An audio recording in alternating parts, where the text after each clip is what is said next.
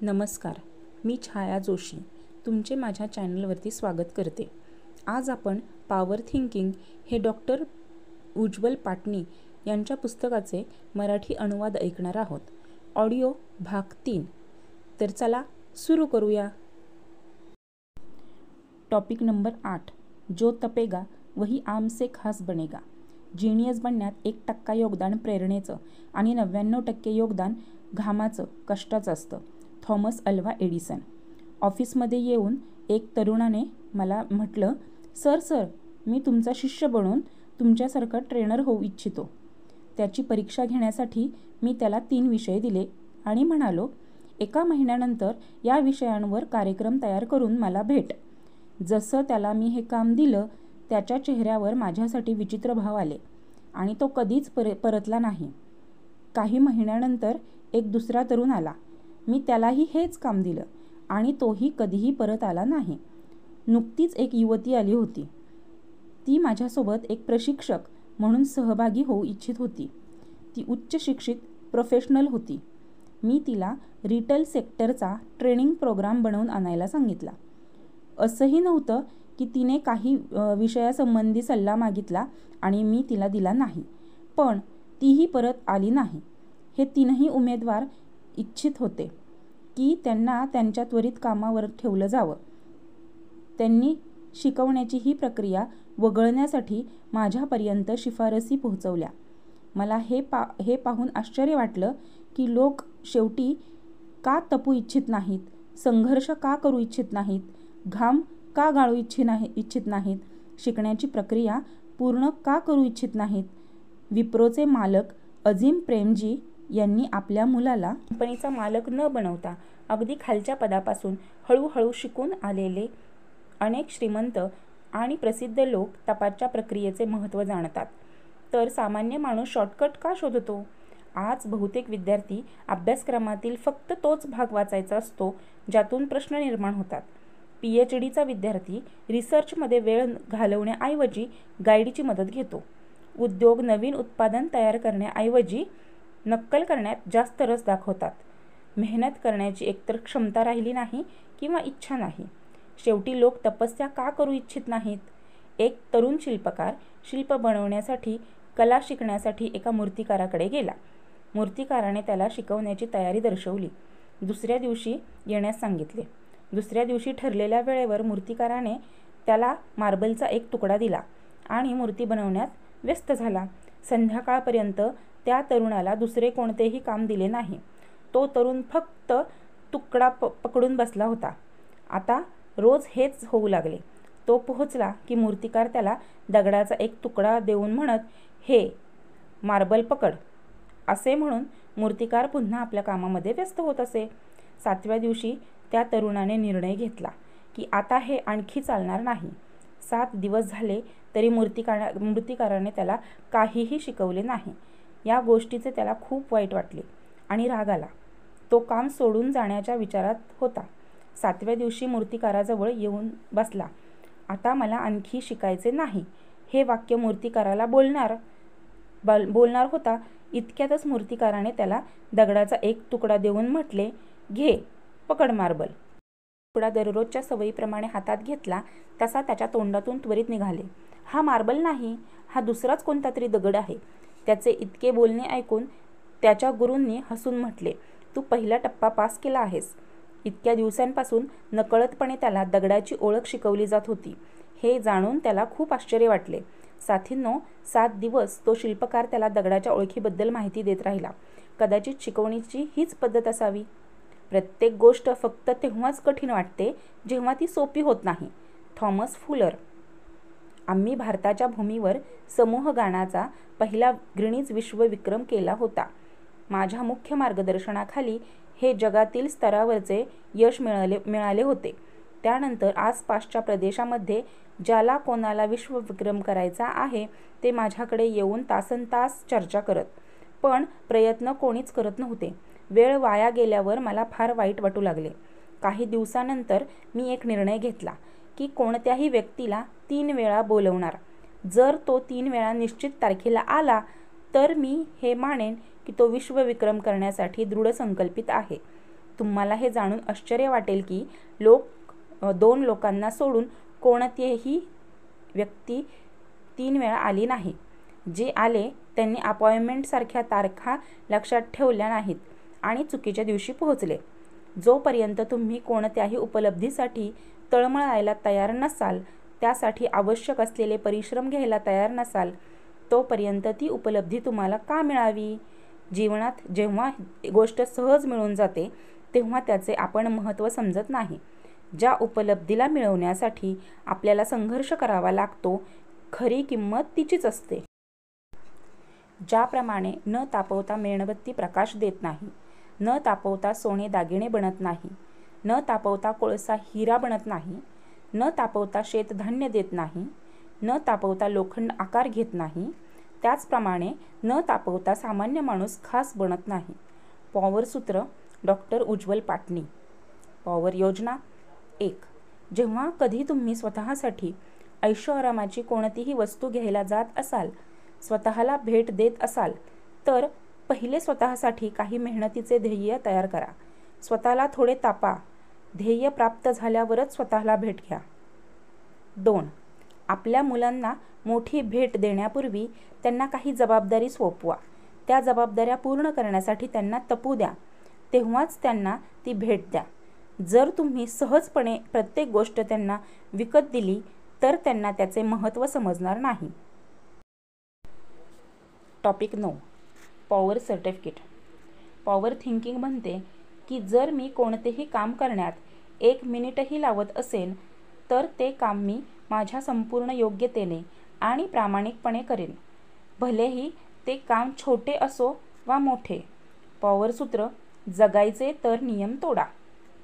काही लोकांचे म्हणणे आहे की योग्यता व समर्पण यासारख्या गोष्टी अर्थहीन आहेत, कारण जगाच्या जगात योग्यतेला नव्हे तर चापलुसीला महत्त्व दिले जाते. काही बाबतीत हे सत्य असू शकते, पण मला वाटते की आजही बहुतेक क्षेत्रांमध्ये योग्यता आणि समर्पणालाच मागणी आहे. तुम्ही स्वतःला एका कंपनीच्या मालकाच्या जागी ठेवून पहा. तुम्हाला तुमच्या कंपनीच्या कामात कपात करायची आहे. 2 व्यक्ती आहेत, परंतु पदं एकसारखी आहेत. त्यापैकी एक गोड गोड बोलतो, परंतु आपल्या कामात समर्पित, योग्य आणि विश्वासार्ह नाही. त्याच्या उलट दुसरा गोड नाही, पण आपल्या कामात योग्य, समर्पित आणि विश्वासार्ह आहे. तुम्ही कोणाला निवडाल? मला खात्री आहे तुम्हाला निवडण्याची संधी मिळाल्यास तुम्ही योग्यतेला निवडाल. आपली कामे सर्वोत्तम करण्याची सवय लावा. श्रेष्ठत्वाला कोणत्याही खास दिवसासाठी किंवा महिन्यासाठी राखून ठेवू नका, तर त्याला दैनंदिन जीवनाचा भाग बनवा. यासाठी इतर लोकांकडून सर्टिफिकेटची गरज नसावी, कारण तुमचे अंतर्मनच सर्वात मोठे सर्टिफिकेट आहे. जेव्हा आम्ही स्वतःला उत्कृष्टतेचे प्रमाणपत्र दिले. जेव्हा मी माझ्या क्लिनिकमध्ये पूर्ण वेळ दंतचिकित्सक म्हणून काम करत होतो, तेव्हा आम्हाला एका रुग्णाला सर्वोत्तम दर्जाचे दात बसवायचे होते. दाताचे माप घेतल्यानंतर तो रुग्ण दात बसवण्यासाठी आला. जेव्हा आम्ही ते दात बसवायला सुरुवात केली तेव्हा आम्हाला त्याच्या रचनेत काहीतरी दोष आढळला. त्या रुग्णाला भविष्यात त्या दातांमध्ये अन्न अडकण्याची शक्यता होती. आता आमच्याकडे 2 मार्ग होते. पहिला मार्ग हा होता की त्या समस्येचा उल्लेख न करता ते दात रुग्णाच्या तोंडात बसवू शकलो असतो, कारण रुग्णाला तो दोष लक्षात आला नसता. त्यावेळी त्याला त्या दातांच्या फिटिंगमध्ये कोणतीही अडचण जाणवत नव्हती. मार्ग दुसरा हा होता की आम्ही रुग्णाला सर्व काही खरे सांगून तो दात पुन्हा नवीन बसवण्यासाठी पाठवू शकलो असतो. माझे सहाय्यक डॉक्टर पहिला मार्ग निवडू इच्छित होते, कारण नवीन दात बनवण्यासाठी आमचा बराच अतिरिक्त वेळ खर्च झाला असता. शांतपणे विचार करत असताना माझ्या मनात एक विचार चमकला की जर रुग्णाच्या जागी मी असतो तर मी माझ्या डॉक्टरांकडून काय अपेक्षा ठेवली असती. माझ्या मनाने उत्तर दिले की मी ही अपेक्षा ठेवली असती की डॉक्टरांनी मला सर्वोत्तम काम देऊन माझ्या विश्वासार्हतेला सार्थ ठरवावे. मी जेवढी किंमत देत आहे त्या गुणवत्तेचे उत्पादन मला मिळावे. माझ्या मनाने सर्व उत्तरे निष्पक्षपातीपणे दिली. एका क्षणात मी हा निर्णय घेतला की आम्ही त्या रुग्णाला नवीन आणि उत्तम फिटिंगचे दात बसवून देऊ. आम्ही रुग्णाला सर्व समस्या सांगितल्या. ते ऐकून रुग्ण प्रभावित झाला आणि त्याने आम्हाला मनापासून धन्यवाद दिले. तो रुग्ण अनेक वर्ष आमच्याकडे इतर रुग्णांना पाठवत राहिला. त्या रात्री मला समाधानाची छान झोप लागली, कारण मी माझ्या जीवनमूल्यांशी कोणतीही तडजोड केली नव्हती. तुम्हाला स्वतःलाही काही प्रश्न विचारावे लागतील. काय तुम्ही तुमच्या कामाच्या ठिकाणी 100% समर्पित असता?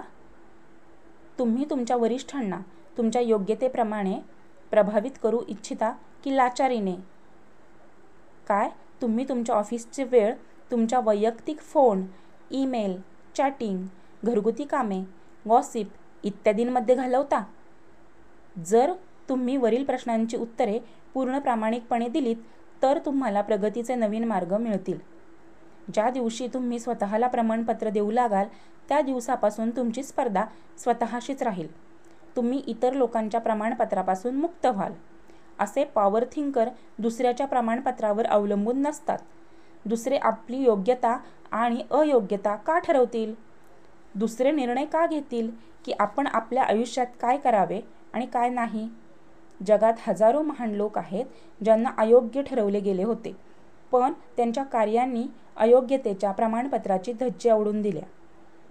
याची खात्री काय आहे की जो तुम्हाला प्रमाणपत्र देत आहे तो स्वतः प्रमाणपत्र देण्याच्या योग्यतेचा आहे? म्हणून स्वतःला प्रमाणपत्र देणं सुरू करा. फेसबुक, इंस्टाग्राम, व्हॉट्सॲप, नंतर आहे जॉब. 100% समर्पणाच्या विचारसरणी ठेवणाऱ्या लोकांची संख्या कमी होत चाललेली आहे. लोकांचे ऑफिसचे तास जर ठरवले आहेत, पण त्या तासांमध्ये प्रत्यक्ष काम किती तास करतात हे अनिश्चित आहे. फेसबुक, इन्स्टा, ट्विटर, चहा, कॉफी, गॉसिप, नंतर उरलेला वेळ ऑफिसच्या कामात लावून प्रगतीची इच्छा ठेवणे हा एक धोका आहे. जेव्हा बॉस किंवा सिनियर समोर असतील तेव्हा पूर्ण समर्पण दाखवणे आणि जसे तेथून हटले की अपूर्ण समर्पण हा सुद्धा एक आहे. जेव्हा एखादी व्यक्ती कामचुकारपणा सबबी सांगून टाइमपास करून असा विचार करते की ती कोणाला तरी मूर्ख बनवण्यात यशस्वी झाली आहे, तेव्हा ती दुसऱ्या कोणाला नाही तर स्वतःच्या आयुष्याला मूर्ख बनवत असते. पॉवर सूत्र जगायचे असेल तर नियम तोडा. साथींनो, तुमचे कार्यक्षेत्र कोणतेही असो, पण त्याच्याशी प्रामाणिक राहा. पूर्ण योग्यता, समर्पण आणि निष्ठापूर्वक आपले काम करा. विचार करा, जर प्रत्येक दिवस संपल्यावर तुम्हाला स्वतःला एक प्रमाणपत्र द्यावे लागेल तर तुम्ही त्या प्रमाणपत्रात काय लिहाल? काय हे लिहाल? आळशी, कामचोर, सबबी सांगणारा, टाइमपास करणारा, अयोग्य, शिकण्याची क्षमता नसलेला, अविश्वसनीय, गैरशिस्तप्रिय, अकुशल? अथवा हे लिहाल 100% समर्पित, प्रामाणिक, प्रयोगशील, प्रगतीची भूक असलेला, मेहनती, विश्वासार्ह, कुशल, शिस्तप्रिय, रोज नवीन शिकणारा? तुमच्या प्रमाणात काय लिहिले जावे हा निर्णय तुम्हाला घ्यायचा आहे. आता काय, या क्षणी हे पुस्तक वाचताना तुम्ही स्वतःला हे प्रमाणपत्र देऊ शकता की तुम्ही 100% निष्ठा आणि समर्पणाने हे पुस्तक वाचत आहात? पॉवर योजना 1. तुम्ही स्वतःलाच स्वतःच्या कामानुसार प्रमाणपत्र देऊ शकता. जेव्हा तुम्ही कोणतेही काम अत्यंत शानदारपणे पद्धतीने करता तेव्हा स्वतःला एक्सलंट टास्क प्रमाणपत्र द्या. जेव्हा तुम्ही कोणाला मदत करू आतून जर तुम्ही खूप आनंदी असाल तर ट्रू ह्युमन हे प्रमाणपत्र द्या. जेव्हा तुम्ही स्वतःच्या कोणत्याही भीतीवर विजय मिळवला असेल तेव्हा विनर हे प्रमाणपत्र द्या. तुम्ही पत्नी, मुले व इतर लोकांचा प्रमाणपत्र देऊन त्यांचाही उत्साह वाढवा. काही प्रमाणपत्रे छापून ठेवा किंवा गुगलवर डाउनलोड करा. जर तुम्ही कोणतेही काम करण्यात अयशस्वी झालात, निष्काळजीपणा केलात किंवा टाळाटाळ केली तर स्वतःला शिक्षा द्या. शिक्षा सकारात्मक देखील असू शकते. टॉपिक 10. मनापासून आभार.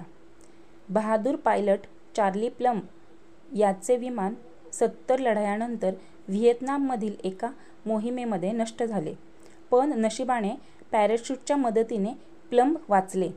एका रात्री एका रेस्टॉरंटमध्ये प्लम यांना एका व्यक्तीने विचारले, "सर, अपघाताच्या वेळी तुमचे पॅराशूट व्यवस्थित उघडले होते का?" प्लम यांनी आश्चर्यचकित होऊन विचारले, "तुम्हाला हे कसे कळले?" तो म्हणाला, "सर, मी एक छोटा कर्मचारी आहे. एअरबेसवर रोज मीच तुमचे पॅराशूटचे पॅक तयार करत होतो." विनम्रपणे हे बोलून तो निघून गेला. प्लम थक्क झाले, कारण त्यांनी कोणत्याही एका पॅराशूटचा पॅक असणाऱ्या व्यक्तीला महत्त्व दिले नव्हते. प्लम यांना त्यांची साधी ओळखीची आठवण नव्हती. आज प्लम म्हणतात की तुमच्या जीवनामध्ये अनेक सामान्य लोक दररोज महत्त्वाचे योगदान देतात. त्यांना मनापासून महत्त्व द्या. तुम्ही कोणत्याही उंचीवर असाल तरी त्यांना विसरू नका. ज्यांनी तुमच्या जीवनातील छोटे मोठे पॅराशूट पॅक केले आहेत, म्हणजेच जे तुमच्या उपयोगी आले आहेत. खास लोकांना तर सगळेच आभार मानतात, पण तुम्ही कधी ड्रायव्हर, कधी माळी, कधी लिफ्टमन, कधी गार्ड, कधी ऑफिसमधील कर्मचारी, अशा प्रत्येकाला दिवसातून एकदा तरी मनापासून धन्यवाद म्हणून बघा. त्यांच्या चेहऱ्यावरचा आनंद पाहून आत्म्याला तृप्ती मिळेल. ही रोजचीच सवय लावा. त्याने तुमचे चाहतेही वाढतील आणि आत्मसंतुष्टीही. टॉपिक 11. तुम्ही कोणत्या श्रेणीचे आहात? 3 भावांनी शिक्षणानंतर नोकरीसाठी शहराकडे धाव घेतली. योगायोगाने त्यांची नोकरी एकाच कंपनीत लागली. विदेशात नोकरी करणारे त्यांचे वडील 2 वर्षांनंतर परत आले. तेव्हा मुलाची प्रगती पाहून ते खूप आनंदी झाले. त्यांनी 3ही मुलांना त्यांच्या पगाराची विचारणा केली. मोठ्या मुलाने सांगितले 30,000, मधल्याने सांगितले 40,000 आणि सर्वात लहान मुलाने सांगितले 60,000. वडील चकित झाले, कारण सारखीच पदवी आणि एकाच कंपनीत नोकरी असूनही पगारात खूप फरक होता. वडील दुसऱ्या दिवशी कंपनीच्या मालकाला भेटले आणि याचे कारण विचारले. मालकाने वडिलांना सांगितले की त्यांनी स्वतः त्यांच्यासोबत बसून पाहावे. कंपनीच्या मालकाने मोठ्या मुलाला बोलवले आणि म्हणाले, "जवळच्या समुद्रकिनाऱ्यावर एका जहाजात काही माल आहे, ज्यांचा लिलाव होणार आहे. त्वरित पत्ता करा काय माल आहे आणि त्यात काही फायद्याचा सौदा होऊ शकतो का?" हेच काम इतर दोन्ही भावांनाही सोपवले. सर्वात मोठा भाऊ 10 मिनिटांनी परत आला.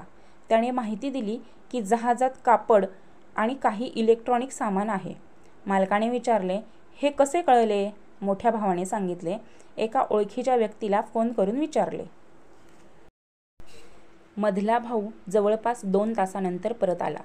त्याने सांगितलं की जहाजामध्ये 100 टीव्ही आहेत, जवळपास 10,000 मीटर कापड आहे आणि कम्प्युटर आहेत, 500 कम्प्युटर आहेत. प्रमुखाने विचारले, "टीव्ही चालू आहेत की बंद? कापड कोणत्या प्रतीचे आहे आणि कम्प्युटर कोणत्या कंपनीचे आहेत?"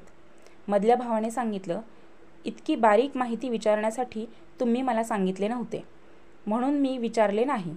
पण आपल्या कामाची कोणतीही वस्तू नाही." सर्वात लहान भाऊ चेहऱ्यावर चमक घेऊन संध्याकाळी परतला. त्याने सांगितलं, "बॉस, जहाजामध्ये 100 टीव्ही आहेत, ज्यापैकी 80 नवीन आहेत आणि 20 जुने आहेत आणि जवळपास 10,000 मीटर उच्च प्रतीचे सिल्क आहे. मी काही कापड व्यापाऱ्यांशी बोललो आहे, ते आम्हाला चांगला भाव देण्यास तयार आहेत. 500 जपानी कम्प्युटर आहेत आणि सर्व नवीन आहेत. मी काही कम्प्युटरवाल्यांना सोबत घेऊन आलो होतो. ते कम्प्युटर आपल्याकडूनच घेतील. आपला सगळा माल निघून जाईल. मी खरेदी आणि विक्रीचा हिशोब लावला आहे. या सौद्यात लाखोंचा नफा आहे. विकणारे आणि खरेदी करणारे दोघेही तयार आहेत. मी डील फायनल केली आहे." इतके बोलताच प्रमुखाने हसून वडिलांकडे पाहिले. तिथे बसलेल्या वडिलांना त्यांचे उत्तर मिळाले की त्यांच्या पगारात इतका फरक का आहे. जगातील बहुतेक लोक याच 3 श्रेणीमध्ये आहेत. सर्वात मोठ्या भावासारखी पहिली श्रेणी आहे ती ज्यांना जे काम सोपवले ते कधीही जबाबदारीने करत नाहीत. पहिल्या श्रेणीला काम सोपवल्यानंतर काही लोकांना त्यांच्या मागे लागावे लागते, जेणेकरून काम व्यवस्थित पार पडेल. त्यांना काम देणाऱ्या व्यक्तीच्याही मनात शंका असते, म्हणून त्यांना उच्च महत्त्वाची कामे कधीही सोपवली जात नाहीत. मधल्या भावासारखी दुसरी श्रेणी जेवढे काम सोपवले जाईल तेवढेच करते, त्यापुढे आपले डोके बिलकुल चालवत नाही. यांच्या जीवनात ना जास्त प्रगती होते ना जास्त अवनती. हे आपले काम ठीक करतात, पण जास्त परिणामांची अपेक्षा करणे अर्थहीन आहे. हे चांगले कर्मचारी सिद्ध होतात, पण नेतृत्व भूमिका घेऊ शकत नाहीत. लहान भावासारख्या तिसऱ्या श्रेणीत आपण प्रोॲक्टिव्ह श्रेणी म्हणतो. या श्रेणीला कोणतेही काम सोपवले तरी हे आपली पूर्ण ताकद झोकून देतात. ही श्रेणी स्पर्धेत विजयी होते आणि उल्लेखनीय कार्य करते. दुर्दैवाने या श्रेणीतील लोक जगात फार कमी आहेत. हे बहुतेक वेळा यशस्वी होतात आणि आपल्या क्षेत्रात नेते असतात. आपण कोणत्या श्रेणीत आहात? जर आपण पहिल्या श्रेणीत असाल तर जबरदस्त बदलाची आवश्यकता आहे. आपण दुसऱ्या श्रेणीत असाल तर सामान्य जीवन जगू शकता. पण आपण मेहनत घेऊन तिसऱ्या श्रेणीत पोहोचू शकलात तर हा निर्णय आपल्या हातात आहे. पॉवर थिंकिंगला जीवनात उतरवण्यासाठी आपल्याला प्रोॲक्टिव्ह श्रेणी तिसऱ्या श्रेणीचा भाग बनावे लागेल. साथींनो, आपल्याला प्रामाणिकपणे विचार करायचा आहे की आज आपण कोणत्या श्रेणीत आहोत आणि भविष्यात स्वतःला कोणत्या श्रेणीत पाहू इच्छिता. फक्त विचार करून काही होणार नाही. ठोस योजनेसोबत कार्य करावे लागेल. टॉपिक 12. उम्मीद है तो जिंदगी है. उम्मीद असेल तर जीवन आहे.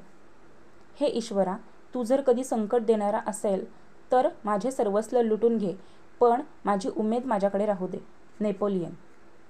जपानमध्ये घडलेली ही एक सत्य घटना आहे. 10 वर्षापूर्वी एका घरात बदल करण्यासाठी एक भिंत तोडण्याची प्रक्रिया सुरू झाली.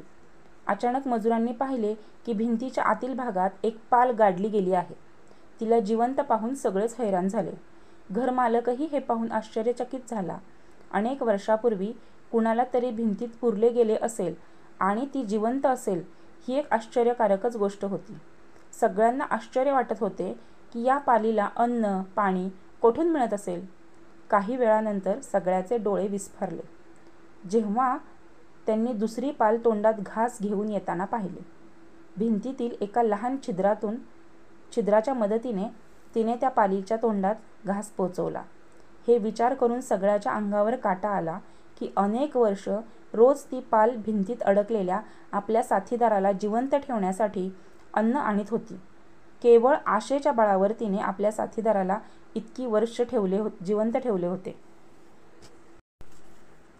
ही अद्भुत गोष्ट एक अनमोल संदेश देते की जोपर्यंत जीवनात आशेचा किरण आहे, शरीरात श्वास आहे, तोपर्यंत उमेद सोडू नका. उमेद असेल तरच जीवन आहे. तुमची उमेद आणि विश्वास तुमच्यासोबत इतरांनाही जीवन देऊ शकतात. साथींनो, पैशाच्या कमतरतेपेक्षा मोठे संकट उमेदीची कमतरता आहे.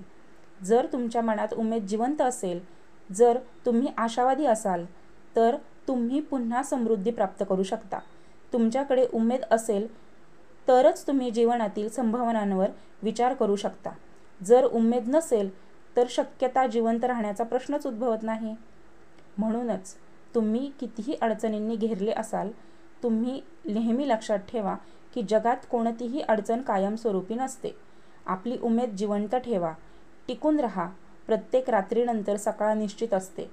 पण हेही लक्षात ठेवा, कोणतेही काम न करता फक्त उमेद ठेवल्याने प्रश्न सुटणार नाहीत.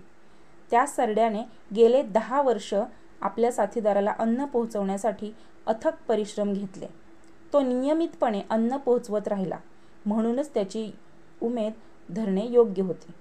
जगात असे अनेक लोक आहेत जे घरी बसूनही अपेक्षा धरून बसतात की एक दिवस नशीब माझ्यावर मेहरबान होईल किंवा कधीतरी त्यांचाही दिवस येईल. काही लोक असेही आहेत जी मोठी उमेद तर ठेवतात, परंतु त्यांचे कर्म त्या उमेदीच्या प्रमाणात नसते. त्यामुळे ते अपेक्षांची उंची गाठू शकत नाहीत. पॉवर थिंकिंग म्हणते की उमेद ठेवा, पण आपल्या उमेदीला वास्तवात बदलण्यासाठी तेवढेच कर्मही करा. टिप: पॉवर थिंकिंग ही एक संकल्पना आहे जी सकारात्मक दृष्टिकोन आणि कृतिशील प्रयत्नांवर जोर देते. या संदर्भात ते एका पुस्तकाच्या किंवा विचारसरणीचा उल्लेख. टॉपिक 13 असू शकते. पिंजरा सोडा, उंची गाठा. ईश्वर एका कबुतराला हातात प्रेमाने थोपटवत होते. एका व्यक्तीने त्यांना विचारले, भगवंता, तुमच्या प्रेमात आणि माणसाच्या प्रेमात काय फरक आहे? ईश्वर, पिंजऱ्यात कैद असलेला पक्षी हे माणसाचे प्रेम आहे आणि आकाशात उडणारा पक्षी हे माझे प्रेम आहे. तो माणूस या उत्तराने चकित झाला आणि त्याने पुढचा प्रश्न विचारला, व्यक्ती, काय आपण माणसाला काही संदेश देऊ इच्छिता? ईश्वर, माझी इच्छा आहे की सगळे पक्षी स्वतंत्र होऊन खुल्या आकाशात उडावेत आणि सगळ्या माणसांनी मानसिक पिंजऱ्यातून स्वतंत्र होऊन प्रगती करावी. माणसाला मी सर्वात जास्त बुद्धी दिली आहे, तरी त्याने पक्ष्यांना लोखंडी पिंजऱ्यात कैद केले आणि स्वतःला मानसिक पिंजऱ्यात. दोघांनाही उंची गाठण्यासाठी स्वतंत्र व्हावे लागेल. तुमच्यासाठी संदेश आहे की गोरा, काळा, शिक्षित, अशिक्षित, श्रीमंत, गरीब, स्मार्ट, साधे, शक्तिशाली, कमजोर, श्रेष्ठ, हीन, भाग्यवान, भाग्यहीन, तरुण, वृद्ध अशा सगळ्या पिंजऱ्यांची दारे उघडा. आपल्या कुटुंबातील सदस्यांनाही मानसिक पिंजऱ्यातून मुक्त होण्यासाठी मदत करा. मानसिक पिंजऱ्यातून स्वतंत्र झालात तरच उडू शकाल. उडलात तरच उंची गाठू शकाल. टॉपिक 14. जीवनातील समस्यांना कसे सामोरे जावे. आपल्या समस्या प्रत्येकाशी वाटू नका. कोणी गोड बोलत असेल किंवा सहानुभूती दाखवत असेल तर याचा अर्थ असा नाही की तो तुमचा हितचिंतकच आहे. पॉवर सूत्र, जिना है तो नियम तोडो. समस्या प्रत्येकाच्या जीवनात असते, पण कोणी लहान समस्येची चिंता करतो तर कोणी मोठ्या समस्यांनाही हसतमुखाने सामोरे जातो. प्रश्न समस्या असण्याचा नाही किंवा एंडचा नाही, तर प्रश्न समस्या कशा हाताळायच्या याचा आहे. तुम्ही विश्वास ठेवून काही लोकांबरोबर तुमची समस्या वाटता आणि त्यांना सांगता. कोणाला सांगू नका. पण लोक लगेच तुमची समस्या इतर लोकांना सांगतात आणि त्यांनाही म्हणतात कोणाला सांगू नका. हा सिलसिला वाढतच जातो. मला वाटते की जेव्हा आपण कोणत्याही गोष्टीसाठी कोणाला सांगू नका असे म्हणतो तेव्हा ती गोष्ट सर्वात वेगवान पसरते. अनेकदा आपण समस्या वाटण्यासाठी चुकीच्या लोकांची निवड करतो. ऑफिसमध्ये बॉससोबत तणाव असतो तेव्हा आपण सहकाऱ्यांवर विश्वास ठेवून त्यांना सांगतो आणि हळूच ती गोष्ट बॉसपर्यंत पोहोचते. घरात पत्नीसोबत तणाव असतो तेव्हा आपण मित्रांना सांगतो. मित्र समोर सहानुभूती दाखवतात आणि पाठीमागे मजा घेतात. पत्नी आपल्या पती, सासू, सासरे इत्यादींपासून झालेल्या तणावाची चर्चा आपल्या मैत्रिणींबरोबर करते आणि मैत्रिणी ती गोष्ट सगळ्या शहरात पसरवतात. अनेक लोक ज्या व्यक्तीमुळे समस्या आहे त्या व्यक्तीशी बोलण्याऐवजी दुसऱ्यांशी बोलतात. यामुळे समस्या तर तिथेच राहते, पण गोष्टी आणखी बिघडतात. जीवनात जर अडचणी आहेत, ताण आहेत, समस्या आहेत तर थेट त्यावर काम करा. आजूबाजूला नेम साधून काहीही होणार नाही. आपल्या जीवनात असे गुरु किंवा मार्गदर्शक ठेवा ज्यांच्या व्यक्तिमत्वाच्या मोठेपणावर आणि चारित्र्यावर तुमचा विश्वास असेल. त्यांच्यासोबत तुम्ही तुमच्या समस्या वाटू शकता, पण त्याही विचारपूर्वक निवड करून. समस्या कितीही मोठी असली तरी ती सोडवण्यासाठी शक्यतांवर प्रामाणिकपणे विचार करा. या विचारांसाठी याच पुस्तकात दिलेले पॉवर थिंकिंगच्या 3 खिडक्या नावांचे प्रकरण वाचा. एक समस्या मित्र बनवून घ्या. आज संजयचा मूड खराब होता. त्यात आता त्याला आणखीन एक काम करावे लागणार होते. त्याला त्याचा एक निष्ठावंत वृद्ध नोकर दीनानाथ याला घरी सोडायला जायचे होते, कारण दीनानाथची तब्येत थोडी ठीक नव्हती. संजय दीनानाथला घरी पोहोचवायला निघाला. घरी पोहोचल्यावर दीनानाथने संजयला 1 कप चहा पिण्याची विनंती केली. संजय तयार झाला. घरामध्ये शिरताना दीनानाथ त्याच्या अंगणात लावलेल्या एका छोट्या झाडाजवळ थांबला. त्याने झाडापाशी काहीतरी गोष्टी बोलल्या आणि हसून तो घरात गेला. घरात शिरताच आत्तापर्यंत आजारी असलेला दीनानाथ एकदम आनंदी झाला. त्याने मोठ्या प्रेमाने संजयला चहा दिला. चहा प्यायल्यानंतर संजयने त्या झाडाकडे पाहिले आणि उत्सुकतेने दीनानाथला विचारले, झाडाजवळ तुम्ही काय करत होतात? दीनानाथने उत्साहाने उत्तर दिले, मालक, हे माझे समस्या मित्र आहेत. दिवसभर कामामध्ये खूप अडचणी, थकवा, ताण वगैरे घेरतात. हे सगळे घेऊन जर मी घरी गेलो तर कुटुंबियांवर राग काढेल. म्हणून मी घरी जाताना कामावर असताना येणाऱ्या सगळ्या अडचणी, समस्या मी माझ्या या समस्या मित्राला देऊन टाकतो आणि सकाळी परत घेऊन जातो. त्याचप्रमाणे सकाळी घरात कधी वाद झाला असेल तर कामाच्या ठिकाणी ताण घेऊन जाऊन काम खराब करण्याऐवजी तो ताणसुद्धा मी त्या समस्या मित्रा झाडाजवळ ठेवून देतो. संजय हे अनोखे बोलणे ऐकून चकित झाला. पुढच्याच क्षणी संजयने निर्णय घेतला की आपल्या घरी एक समस्या मित्र बनवला पाहिजे. समस्या मित्र हे उदाहरण तुम्हाला पहिल्या दृष्टिक्षेपात वेगळे किंवा एक सिद्धांत वाटू शकतो, पण सरावाने हळूहळू तुमचा विचार हे मानायला लागेल आणि खरंच तुमचा कोणीतरी समस्या मित्र आहे. हिंदू लोक भगवान राम, ख्रिश्चन लोक जीजस क्राइस्ट आणि शीख गुरु नानकजी यांच्यासमोर जाऊन आपले दुःख मांडतात, वाटतात, प्रार्थना का करतात, कुणी देवाला प्रत्यक्ष पाहिले आहे का? हे सगळे काही श्रेष्ठ श्रद्धा आहेत आणि याच श्रद्धांमुळे ईश्वराचे अस्तित्व आहे. अगदी त्याचप्रमाणे तुमच्या समस्या मित्रसुद्धा श्रद्धेने तुमच्या समस्या वाटून घेऊ शकतो, दुसरे कोणी नाही. तर देवालाच आपला समस्या मित्र बनवा. निर्णय न घेणेसुद्धा ही एक समस्या आहे. जर तुम्ही भीती, द्विधा मनस्थितीत असाल किंवा टाळाटाळ करण्याच्या सवयीमुळे समस्येचे ठोस समाधान काढू शकत नसाल तर तुम्ही समस्या वाढवत आहात. समस्या दररोज मोठी होते, त्यात नवीन भीती जोडली तर ती आणखीनच त्रासदायक होते. म्हणून उशीर वेदनादायक असतो. समस्येवर निर्णय न घेणे ही सुद्धा एक समस्या आहे. जर विशिष्ट परिस्थितीत तुमचा विचार सांगत असेल की एखाद्या समस्येवर आता निर्णय न घेणे ठीक, तर रोज वेगळी आहे, अन्यथा समस्येला टाळणे बुद्धिमानाचेच नाही. काय समस्या खरोखरच आहे? पॉवर थिंकर नेहमी समस्येच्या मुळापर्यंत जातो. काय समस्येचे खरोखरच अस्तित्व आहे? काय समस्या पूर्वग्रह दूषित दृष्टिकोनामुळे निर्माण झाली आहे? काय समस्या अपेक्षा पूर्ण न झाल्यामुळे निर्माण झाली आहे? काय समस्या आपल्या समजुतीमुळे नक्की कशामुळे निर्माण झाली आहे? काय समस्या आपल्या मनातल्या भीतीमुळे निर्माण झाली आहे? काय समस्या अशा कारणांमुळे निर्माण झाली आहे ज्याचे काही अस्तित्वच नाही? जेव्हा सतत विचारवंत या दृष्टिकोनातून पाहतो तेव्हा बहुतेक समस्या तिथेच संपून जातात.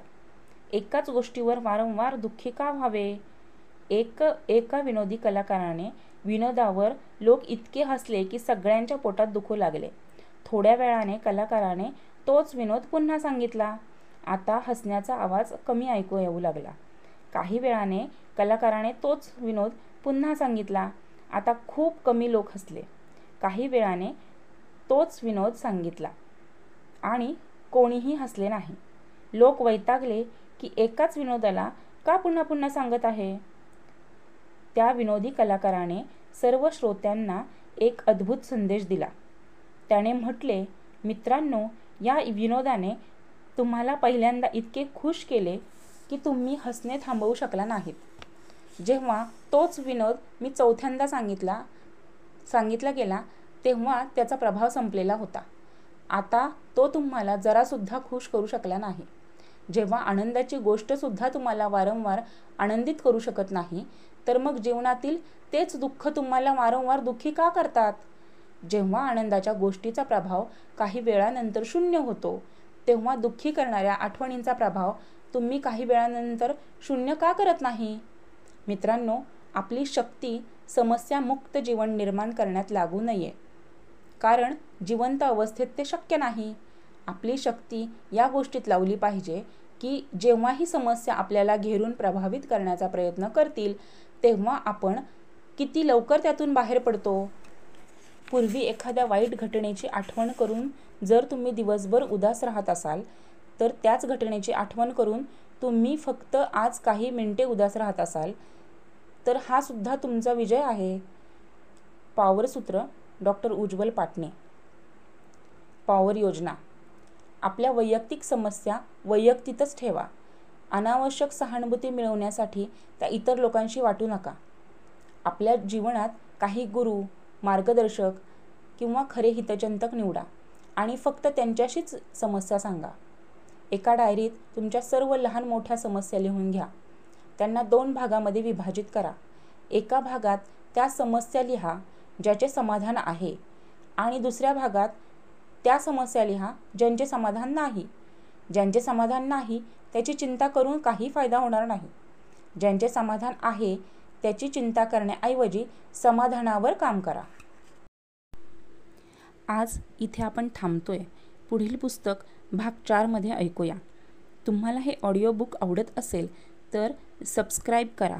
तुमचे एक सबस्क्राईब मला पुढील ऑडिओ बनवण्यासाठी प्रोत्साहित करेल. तुमचे काही सल्ले किंवा मार्गदर्शन असेल तर मला कमेंटमध्ये सांगा. धन्यवाद.